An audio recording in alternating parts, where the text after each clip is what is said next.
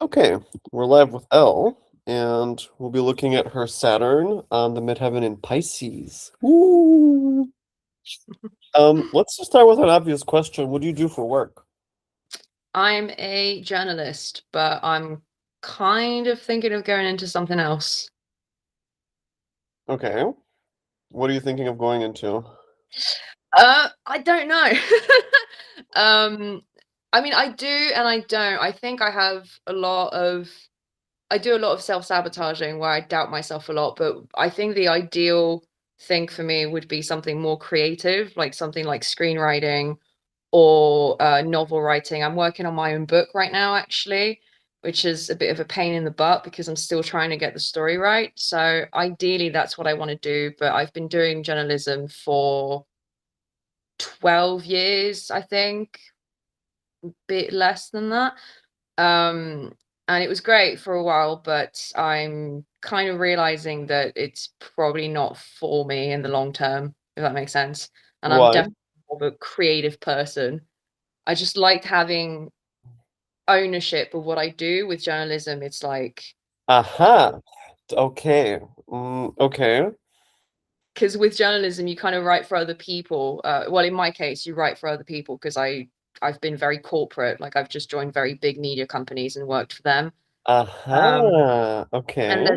it's very fast paced and it's very, there's a lot of it's high pressure sometimes. Um, Especially in politics. I did used to work with politics a lot, and then I moved on to more entertainment news, and that's a bit easier, but still very high pressure. And I used to love it. And now I'm just seeing that I want to build something for myself. I'm just realizing that more and more. And that's not something that really what's the word that correlates with me carrying on with working mainly in journalism. I wouldn't mind keeping it as a side hustle because in this economy I think we all need money, but um yeah, it's just not something in the long term for me, if that makes sense. So if I knew Okay. that. Well, I'm starting to feel the Saturn when you told me that you work in large media companies and there's a Yeah, lot of pressure. So I yeah. guess there's an authority above you and you have to do sprints to get it done the way that they want you to have it done, right? Because you said there's Mhm. no ownership. So Yeah, immediately that tells me you have to fulfill someone's criteria. completely. It's absolutely that. And I remember I just for like the little anecdote to it's the moment that made me realize it wasn't for me. I think it was last year, and I'd worked so hard on like an edition of a magazine I was working on, and I worked really, really hard on it. But then when the article came out, when the articles came out, because there were loads of them, some of them didn't even have my name made obvious on it. It had my name, but just like a fine print sort of thing.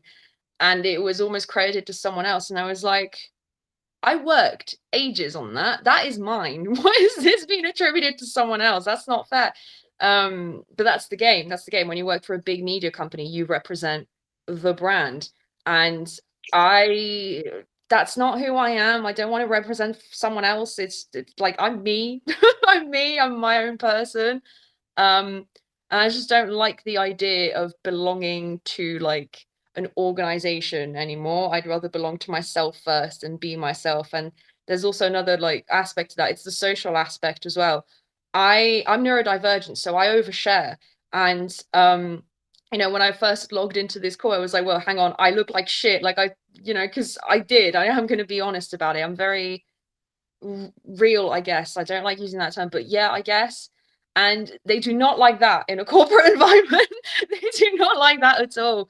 So there's always this kind of like pressure to perform, and I don't really want to perform. I think it's exhausting. But yeah, Okay. I went on multiple tangents there, but No, thanks. that's very good. Okay. Because you gave very important information. So on the first level, notice you worked for a long time on these articles, a series of them. I did. And you ended up getting tangential credit, by the way, right? Saturn on the midheaven. Yeah? Do you get it? You're Yeah, not I being do. granted the reputation and the credit that you deserve. Yeah, Saturn's And ruining it's been ruining my life for ages. I don't hate Daddy Saturn, but I probably shouldn't be saying that, but he's annoying. He's really fucking annoying. Wait, okay, so how did you get there just now? Because you said you've been dealing with that for ages. Did I hear correctly? Yeah, well, Saturn, would you mean getting into my job or just, Yeah, yeah, you know, yeah. Because here, for example, right, working for a large media company, you're not given credit and you're yeah, part of an or like a big organization, there's a lot of pressure. So all of that is Saturn on the midheaven. Do you hear it? Does that make I sense? do. It does make sense to me because to me, Saturn represents like authority and, you know, structure and rigidity. And my midheaven is all about like what's the word in English? Recognition, and like your path and what you're supposed to do with your life purpose, I'm guessing. But I kind of understand astrology a little bit because I was raised in that. So I that's what it represents to me. And which is sort of funny because you've asked me how I got into this job, I believe. And the way I got into the job is that originally what I wanted to do was just write. I just wanted to write. I remember being a kid and just writing my own stories. I like another anecdote. There was like an English assessment that we had to do, like an English homework we had to do, and I was the only dweeb, not sorry, I shouldn't say that about myself, but the only person, the only student that walked in with like a 35-page long short story about how drugs were bad and everything. And I got an A star for it. And I was like the only person that was super invested in this homework because I just love to write. I just love to write. I've always had these stories in my head that I wanted to put onto paper. And it's the same Okay. thing with my book now. Sorry, I'm going on a No, no, it's tangent. good. Go It's ahead. good. I just want to, is it okay when I intervene? Yeah, no, you're fine. I just Okay. don't want like please do because otherwise I'm just gonna keep rambling. Okay, good. So notice, first of all, 35 pages of work, Saturn, Yeah. and it's about why drugs are bad, Pisces. Okay, so that was your big dissertation. Now, the fact of you writing, for me, it's not just the Gemini ascendant, right, which of course corresponds to people writing, but especially your sun in Virgo at the bottom of your chart, Yeah. right? Because Virgo, Mercury, writing, loving to write, and writing your own stories because the sun is in your fourth house, right? So that's Yeah. something very personal, something that you come up with, something that's very internal, right? So being able to write about your own stuff, for example, and not having to do something for someone else, right? So that inward focus, Sun, fourth house, Virgo, writing for yourself. Mhm. Okay. And then Saturn on the midheaven, that you get denied writing the things you want to write about, just for instance, right? It's going to be in Yeah. many other places, and we'll see. The other thing about the 10th house, which corresponds to Saturn very well, is authority, like your relationship to your bosses, for example, or the people who give you projects, essentially. Right. So what's that like for you? That kind of makes sense because there's one point that really resonates. It's the fact that I've kind of been stopped from writing what I wanted to write. When you're a journalist, sometimes, well, in my case anyway, my experience has been that I don't get to write what I want to write. And it still happens to this day, even with the amount of experience I have, where I have an idea and then my editor would be like, no, we're not going to do that. And it pisses me off. Genuinely pisses me off. But yeah, that makes a lot of sense. It does. Okay. So that's happening frequently with you, that the editor doesn't approve your idea, doesn't let you work Uh, with it. It does happen occasionally, yeah, because I often have a lot of ideas to do with, you know, mental health and hidden dynamics in relationships and things like that. Because the kind of journalism that I do is all to do with TV. So I like picking up on things that not everyone picks up on, and I like making features about it and just Okay. writing about. Do you hear the Pisces in that? The Actually, mental health, the things I that was people. I was gonna say, like it's a bit more Scorpio to me because, you know, it involves going into depth, doesn't it? And Scorpio is all about like depth. And then there's also a bit of Virgo about it as well, because it's all about going into detail about things. It's very not investigative, but I like going into depth about things. I like exploring things more than just going on surface level. Okay, that makes me think about your Venus, of course, that is connected to Yeah. your Saturn, in fact. Yeah. Yeah. Okay, so what are some other, for example, what are you working on? Okay, you're working on a book. What is your book about? So I I wanted to give the archetype of the crazy ex-girlfriend a redemption arc. Because I mean, we've seen it in Obsession, like the what's it what's the word? The current way that the crazy ex-girlfriend is being approached right now is like through a spell or through, other people's lens. I am working on a book that kind of goes into the psychology of the crazy ex-girlfriend. Like, why is she a crazy ex-girlfriend? Like, is she actually crazy, or is there something more behind there? But at the same time, I'm approaching that through the lens of generational trauma. Um, Ah. yeah, so in my book, we have like, yes, she's a crazy ex-girlfriend and she does a lot of fucked up things. And, um, she starts off her journey in the book in police custody and she has no idea why. And she's trying to piece back together everything. But as she's doing that, she's kind of just crumbling because she's realizing there's so much stuff that's gone on in my life and I'm finally now like facing it. And then the lens of generational trauma comes through with her mother, who was also a bit of a crazy ex-girlfriend. She was also deemed crazy, and then you realize that both women have gone through mirrored versions of their own trauma, if that makes sense. I don't know if that makes sense, but Okay. that's yeah, Okay. So just notice that this trine is precisely what you're writing about. Because first of all, we start with the fifth house, which is yeah, the ex-girlfriend, right? yeah, yeah, Romance, love, attraction, sex, whatever. yeah. There's the Venus in Scorpio, a woman scorned, the crazy ex-girlfriend. The Mhm. connection with Saturn and Pisces, therefore, is the fragmentation that's happened generationally, right? Yeah, Trauma that's carried over, right? So that you yeah. explore how women have gotten to that point.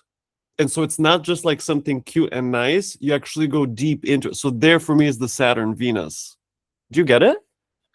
Kind of. I didn't see it that way actually. Like I knew that the book I'm writing was very scorpionic, I think the term is, because it goes into depth about things and I try to explore themes of SA, but without really like mentioning it because I think that's very particular.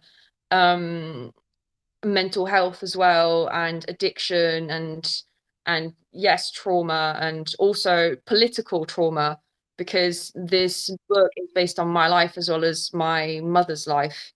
And my mother's gone through like a lot of political trauma in South America, and funny enough kind of Mm. shaped who I am a little bit without me knowing it, and that's kind of why I'm writing the book.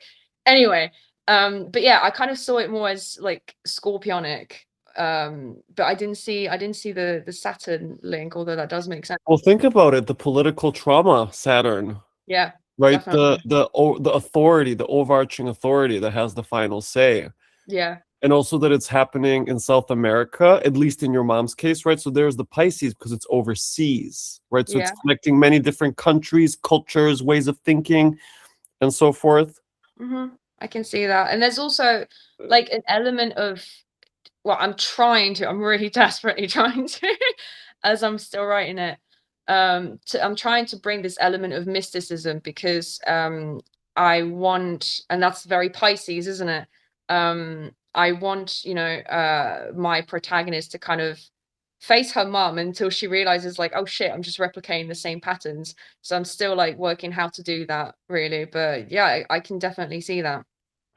Okay, you said that you grew up around astrology, and I didn't really understand. Can you clarify that? Yeah, my mum was really, really into astrology and she had a bit of like witchy, she had a bit of a witchy, personality, I guess, near the end of her life. My nan was, according to sources, because I've never met her, but according to sources, she was a big medium and she worked a lot with herbs and plants. And so I'd like to believe that she was very much a witch. And my aunts confirmed that she was a witch, but I don't know how reliable everything I've been told is. Um, and so it's always been like things like astrology, witchcraft, and the occult has been kind of something that's been following me since I was a kid because of that, because it's been so ingrained in my family. Okay, I'm feeling that again in Saturn and Pisces on the midheaven, that it's a Mhm. generational thing and it's always Yeah. been like an important part of the whole story. And I also feel that I need to bring in the sun again because, again, notice Sun in Virgo in the fourth. The book you're Mhm. writing is, in fact, a family story. It's a Yeah. retelling, but imaginatively so. Yeah. And so again, It you're actually focused on the relationship to your mom and again to your grandma, I guess, right? So that you're yeah. processing it through writing Sun in Virgo in the fourth. Does that make sense to you? That makes sense to me because the fourth house is all about roots and family and home and all of that. So it does make sense. Yeah, definitely. And I think as well, just throwing in there, the fact that my sun is conjunct to my Chiron as well, kind of, I don't know, it just kind of adds sort of an urgency to this kind of book because there's like a big wound when it comes to like my home and my family and my roots, just based Why? on well, because of the Chiron, but also because it's true. It's also No, no, because no. Forget about the astrology of it for a moment. yeah, What is the wound? there are a lot of wounds. But I think the main one is abandonment. It's abandonment. It's the abandonment wound. That's Oh, the thing that's been terrorizing me my whole life. But it's come in different ways in my childhood. can you give an example? Something concrete. Yeah, my mum was arrested at one point because she was trying to get away from my biological father. She was trying to leave him, and he ended up not liking that. So there was a fight that broke out, except she won. She won the fight, She and killed him. she didn't kill him, no, but she did beat his ass quite. Sorry, she did beat him up quite badly. Ah, Uh, and she ended up in prison for it. So there was that. There was also I was sexually assaulted multiple times as a child because my mum had the life that she chose to live. She wasn't very present. There was sometimes where she was absent, not because she wanted to be, but just because she was a single mum trying to, make a living. So she wasn't necessarily there to protect me from things that have happened in my life.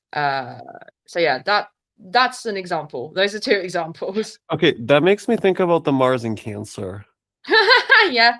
right? Yeah, yeah, The yeah. sexual assault, the beating between your parents, the abandonment wound. Although the abandonment I feel on the Pisces as well, because when someone is not around, there I feel the Pisces. But I Yeah, would like to understand it a bit better before I can comment further. yeah. So she was at work, or who was watching over you, therefore? It depended really. Like sometimes it was family friends, sometimes it was another family friend that I would call my dad, because he was the only man I had around and I bonded with him. Um but it really depended on who was available, and sometimes I was left alone, to be honest. Like most of my mornings as a kid, from what I remember at least, I was alone. Like I had to, make my own breakfast, get some cereal and some milk from the fridge, and I was like 5 or 6 just watching cartoons, waiting to go to school, just trying to dress myself and like, comb my hair and shit and just yeah, just be my own person from as soon as I was a kid. So, Uh-huh. yeah. Okay, can you see the Saturn on the midheaven in that? Oh, yeah, That you yeah, I have to can. grow up straight away. And also that because the other thing about the 10th house is, especially as a child, one of the things is like the people who watch over you. So your mom and your dad, your grandma, your teachers, like the people you consider to be your authorities that you look up to that tell you what to do, Mhm. kind of, and who discipline you. Yeah. And so the absence of consistent discipline, Pisces, that it's Mm. changing the person who's coming to fill that role. And sometimes there's no one, Yeah, Pisces. I can see that. There's Okay. al there's also another aspect that needs to be mentioned. We were very, very broke. We were very poor. So childcare was a bit of an issue for that reason, as well as the fact that we were alone, my mum and I, in a foreign country. Well, foreign, it's not foreign to me now, but um, I grew up in France, and that's where we were. And my mum didn't have anyone. She didn't have like her parents were dead. Her sister didn't want anything to do with her. She almost had no friends, so we were very much she had, like, some friends, but, they weren't lifelong friends, if you catch my drift. So there was that as well. We were very, very poor, and just she couldn't really afford to, you know, keep up with childcare as much as she wanted to, but she tried her best, bless her. Uh-huh. But so you emigrated from California then? Yeah, yeah, after When you my were sorry? when you were how old? I don't remember. Was it I maybe around 7 or 8? No, no, I was in France at that time. It was I wanna say 4, but it could have been 2 years old. See, it's a bit murky to me because I don't remember anything. I barely remember anything from my childhood, but from the documents I remember seeing, it was from, like, something like 98 or 1998, 1997, and so I was probably, like, around 3 or 4, something like that. Uh-huh. Okay. And why France?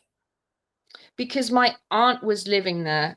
So my aunt was 6 years older than my mum, and she left South America to study to become a nurse over in France. And then my mum went to join her when she was 16, 17. But I think she went there was a bit of a back and forth between France and South America at some points. But my mum eventually wound up there after going back to America, having me, she went back to France.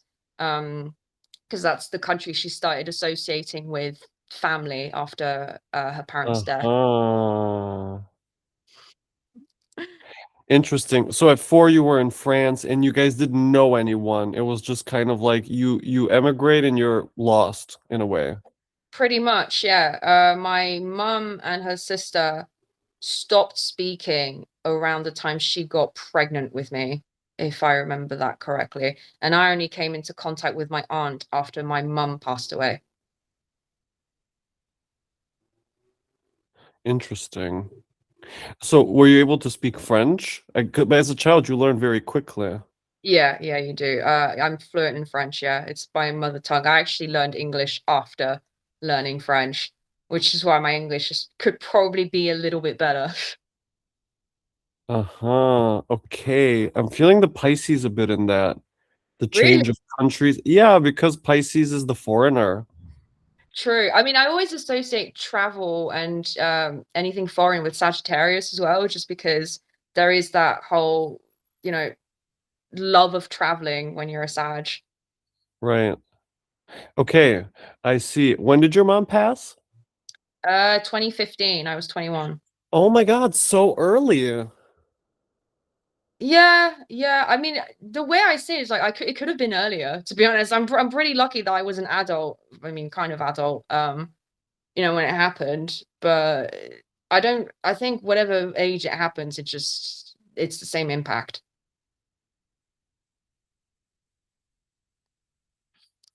So how did you find your way after she passed? Well, I had, as I said, there were like a few friends when that helped, take care of me when my mum was working. One of them, I ended up calling my dad, and I ended up, bonding with him like he was my dad because he was the only man. He helped out. Uh, Oh, but so he's just a family friend. He's not like directly related or anything. no, we're not related at all. Oh, that makes me think about the Pisces, that you were kind of orphaned and then you were Yeah, brought up by some like stranger essentially who was yeah, a family friend. pretty much. But Oh, he helped, and then I just worked. I just worked as I studied. Uh, I think I already had some money left on the side because I'm trying to remember because again, just I think when it comes to like traumatic experiences, your brain has a tendency to just kind of wipe them out. So I'm trying to remember, but I do remember working while I was studying, and I worked so hard that I ended up having a stroke. okay. um, Do you see that Saturn on the midheaven?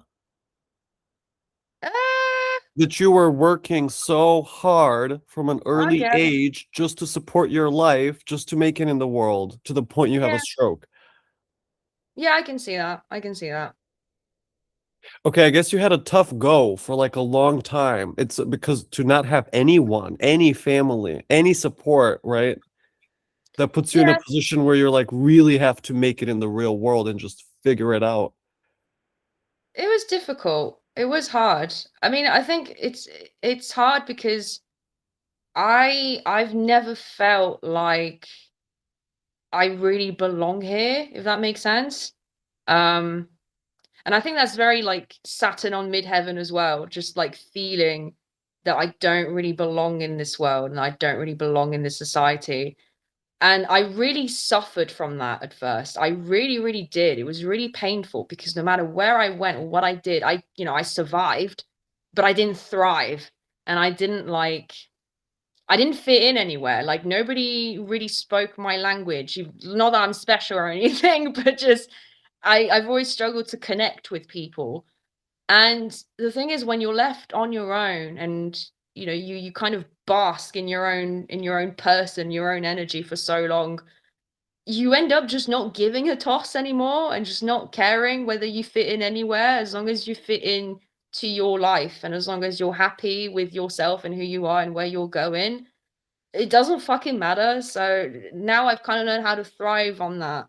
Um, but I think the main thing that kind of strikes me is the fact that now I'm in my career and I want to create, but I want to create for something, I want to create something that's beneficial for me and me only, not for like a big media company and not for like, do you know what I mean? Now it's just that trying to navigate that side of the Saturn on my midheaven placement. That it's that aspect that I'm struggling with. The rest, maybe I still struggle with it, but I think I'm doing okay. If that makes sense. I think I'm all right. Yeah, I feel the Pisces in feeling like the outsider all the Mhm, time, like not really mhm. fitting. So being like a wandering soul kind of Pisces. Yeah. Yeah. But okay, let me just back up a step. You said that you're working night shifts as a Yeah. journalist. That doesn't make sense. How can that what can you explain? I cover evening news. So I work in the UK, but I cover evening news. So anything that drops from 5 p.m. to about midnight, I have to make sure it's not super important for us. And if it is, I have to cover it, see what's happening, contact PRs, contact whoever I need to contact in order to get a story done. Yeah, Uh-huh. I just Like focus on prime evening. time kind of. Pretty much, yeah, pretty much. So it can be a bit stressful. But luckily, with the World Cup and everything, haven't had a lot of, excitement going on in my shifts lately. They've just ended late because those are my times. Sorry, I'm probably not making sense. No, no, no, you are totally. Pisces is also the nighttime. So when Yeah, you say night shifts, I'm immediately feeling that you're responsible for the evening time. yeah. But also when you say, yeah, when there's a story, you have to cover it. I don't know what that looks like. Why is that stressful? Well, it can be time sensitive. Um, Uh-huh. so for instance, if there's like, well, in the UK, for instance, we had this murder investigation being opened for like a former TV star. He was also a terrible person, by the way, but that's another debate. And that was time sensitive, for instance. That was something that we needed to get out there quick, because the info had just come out and we needed to be first on it, if that makes sense. Okay, so there's like these strict deadlines, and when there's that, Yeah. it's like all hands on deck. You have nothing else on your mind. That's what you got to deliver. Yeah, pretty much. And Okay, and that there's can happen just at any time. So there's no like certainty about when such news are going to come out, right? It's very uncertain, very unpredictable. it can be unpredictable, yeah. And then also because I cover live TV, sometimes I can expect some things, so I can prepare them, but it never goes to plan. It never does. So yeah, it can Okay, be very do you unpredictable. see the Saturn on the midheaven again? Working on deadlines, things being time sensitive, and then the Pisces part that the news just come in and you don't know when, and Oh, things never true, go to yeah. plan. So all the changes, the mutability of Yeah. Pisces. Yeah, yeah. I was seeing the Saturn part. I was struggling with the Pisces part, but yeah, I understand. Yeah. Okay. Uh-huh. Okay. Can you just give one example? I just want one more illustration of that. So what's Yeah. one thing that can happen that kind of then you have to make a change that they don't go according to plan? Um, interviews in my line of work can be a bit annoying. Sometimes like you'll schedule an interview and then you'll agree to a time and then there's been like a schedule change for whatever reason because your editor's decided to move an interview forward or move it back. and then you've got to get that sorted. And sometimes actors, well, I interview actors, um, need to find the time as well because they've got like their own schedule to cope with, and that can be quite stressful because you've got like another article on the back burner to finish by this certain time, but then you've got that interview to get done by this certain time, and you've got to make sure that you finish both projects on time, because then you've got another thing to think about for this evening, because otherwise we're not going to get any traffic.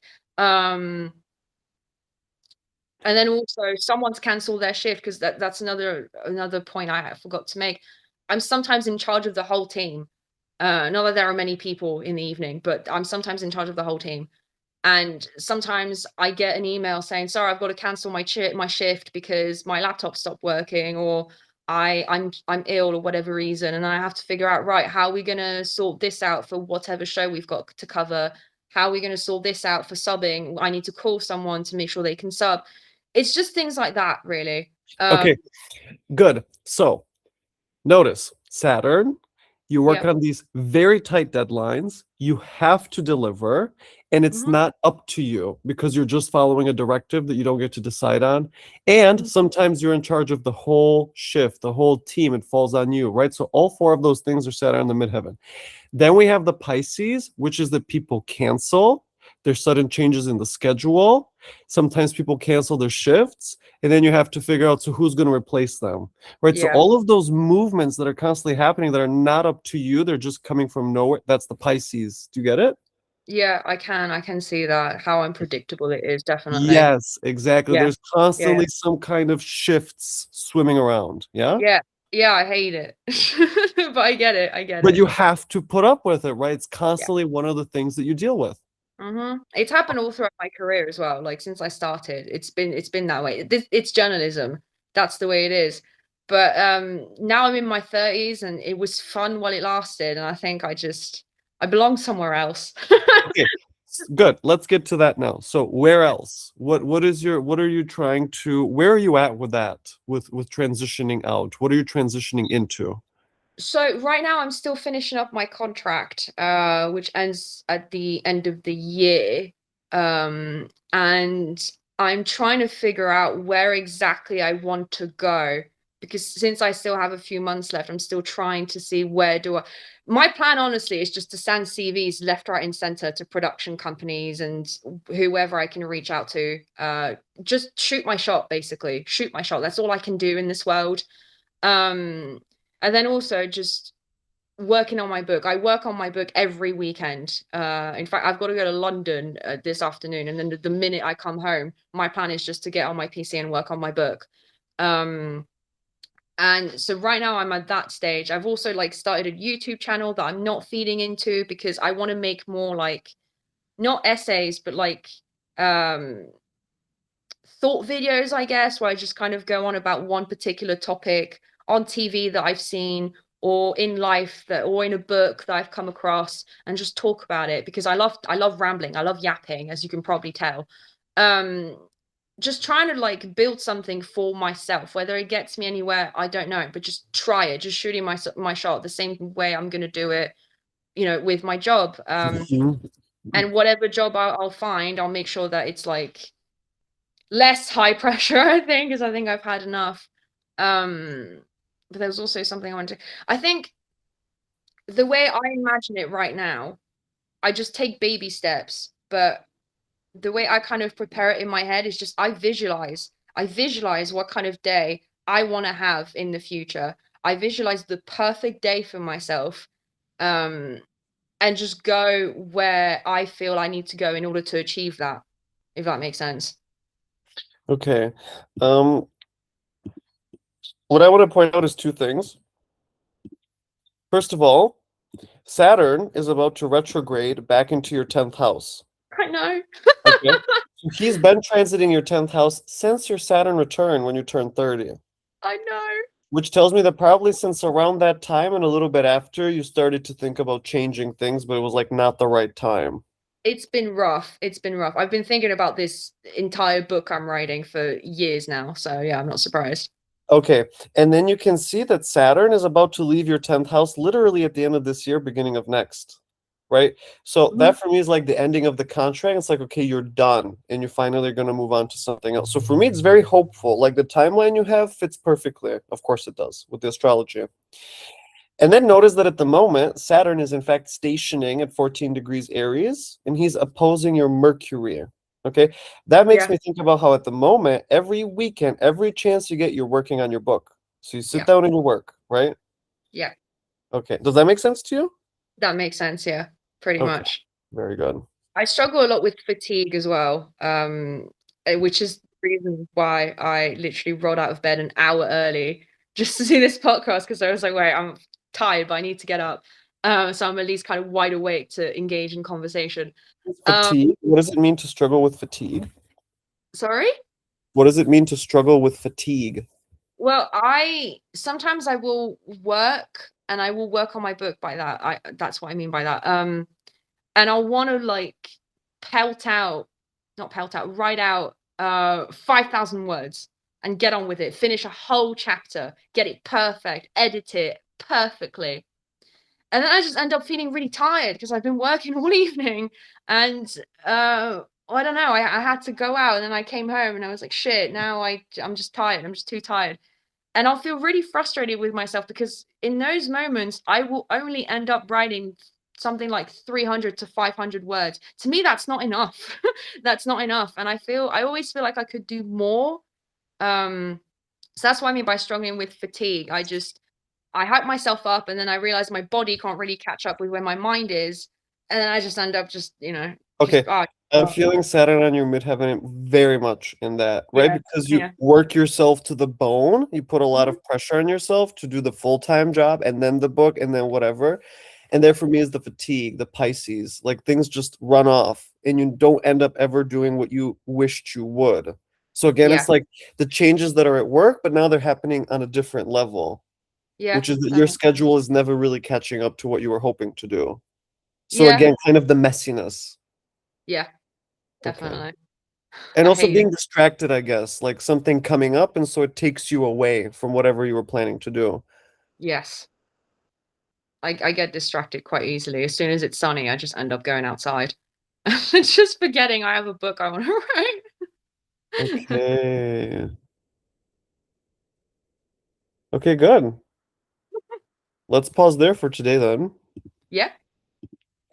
So what do you think? Did that all kind of, do you see on how many levels it's working? That made yeah, definitely, because when I looked at my Saturn and Midheaven and the fact that they're conjunct pretty much, I think I actually can't remember they're really conjunct. But anyway, the fact that they're so close, I always thought it was just to do with my career and that it was only impacting my career because I think it's between the ninth and the 10th house. Um, and seeing it manifest in other areas of my life makes me it's kind of amazing the way it actually has consequences on absolutely everything. And that placement has been directing most of my life for as far as I can remember. Um, Now it's just like, when it comes to like my career, I think it's something I'll figure out. When it comes to my identity and who I am in this world, I've definitely figured it out, and that's fine. Um, but yeah, it's just figuring out my next step. That's a bit of dilemma for me right now. So I hope that Saturn kind of spares me by the end of the year and leaves me alone because I've had enough. Yeah. Okay, very good. I'm gonna stop recording here then, but you and I are gonna just chat a bit more, okay? Yeah, that's fine. All right, so Elle and I are signing out. Bye. Bye.